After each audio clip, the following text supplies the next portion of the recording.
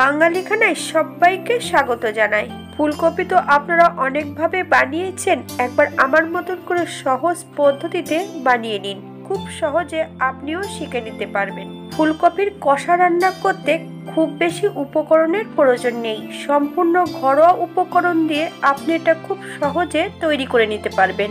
আপনি একবার না রান্না করলে ঠিক বুঝতে পারবেন না যে এ কতটা সুস্বাদু খেতে। তবে আমি আজকে এখানে ফুলকপির কষা কিভাবে রান্না করলাম, চলুন সেটা একবার দেখে নেওয়া যাক।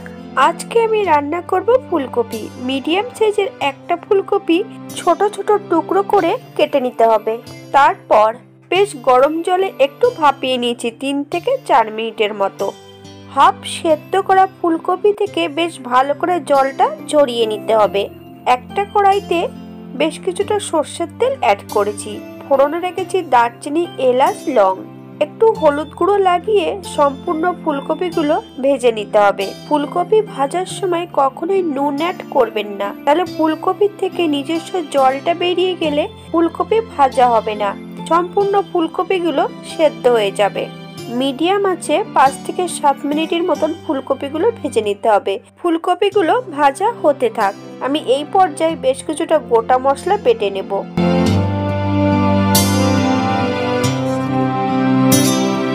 1 চামচ জিরে, 1 চামচ ধনে, 1 চামচের একটু বেশি চাল মগজ, 1 চামচ মৌরি, দারচিনি, এলাচ, লং, একটা কালো এলাচ, 2টো শুকনো লঙ্কা।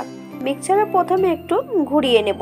বেশ ভালো করে একটু গুঁড়ো তৈরি করে নিয়েছি। 2টো মিডিয়াম সাইজের টমেটো এখানে অ্যাড করেছি। 1 ইঞ্চি মতন আদা, 2টো কাঁচা লঙ্কা। আপনার লঙ্কাটা নিজেদের ইচ্ছা মতন অ্যাড করবেন। 2 চামচ টক দই, 1 চামচ নুন দিয়ে বেশ ভালো করে মিক্সারে একটা মিহি পেস্ট বানিয়ে নিতে হবে।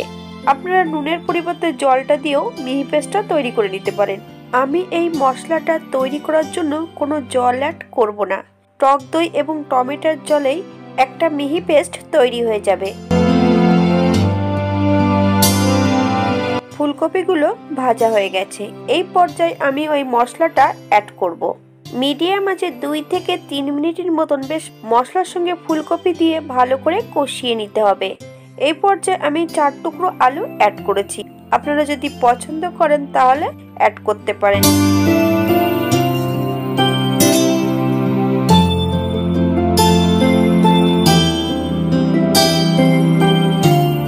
1 চামচ হলুদ গুঁড়ো, হাফ চামচ নুন।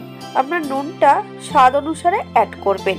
আরো 2 থেকে 3 মিনিটের মতন বেশ মশলা দিয়ে ভালো করে কষিয়ে নিতে হবে। এই পর্যায়ে আমি 5 মিনিটের জন্য মিডিয়াম আঁচে ঢাকা দিয়ে রাখবো।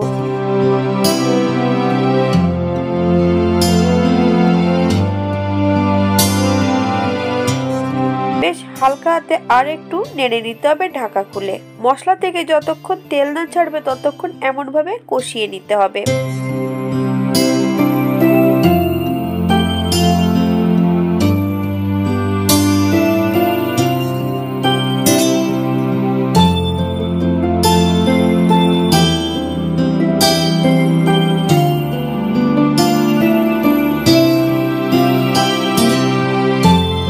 এই পর্যায়ে আমি অ্যাড করব 3-4টে কাঁচা লঙ্কা। আপনারা যদি পছন্দ করেন তাহলে পরিমাণে বাড়াতে পারেন। আমি 2 কাপের মতন ফুটান্ত গরম জল অ্যাড করব। আপনাদের যতটা গ্রেভির প্রয়োজন ততটাই জল অ্যাড করবেন। হালকা হাতে একটু নেড়ে চেড়ে নিতে হবে যাতে ফুলকপিগুলো ভেঙে না যায়।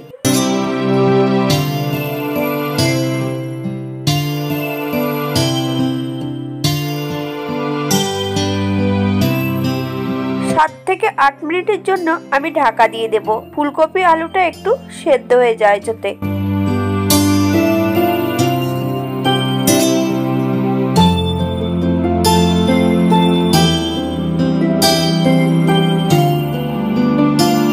মিনিট পর আমি ফিরে এসেছি। হালকা হাতে আর একটু নেড়ে চেড়ে নিতে হবে।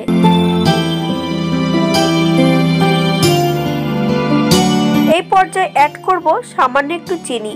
আপনারা যদি পছন্দ করেন তাহলে চিনির পরিমাণটা বাড়িয়ে দিতে পারেন। আপনারা সবজিগুলো দেখে নেবেন 100% সেদ্ধ হয়েছে কিনা, তারপর চিনিটা অ্যাড করবেন। যখনই চিনি অ্যাড করবেন তখনই কিন্তু সবজি সেদ্ধ হওয়াটা বন্ধ হয়ে যাবে। এই পর্যায়ে অ্যাড করব হাফ চামচ ঘি। হালকা হাতে একটু নেড়ে চেড়ে নিতে হবে। গ্যাসের ফ্লেমটা অফ করে দেব।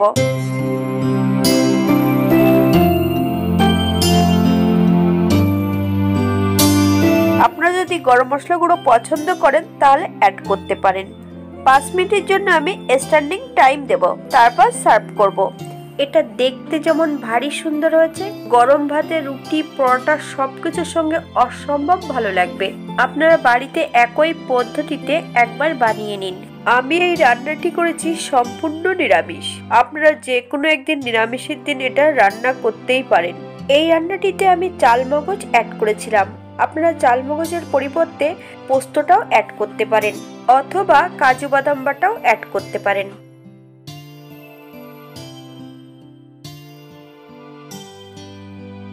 ভিডিওটি দেখার জন্য ধন্যবাদ। ভিডিওটি ভালো লাগলে একটা লাইক করে পাশে থাকবেন।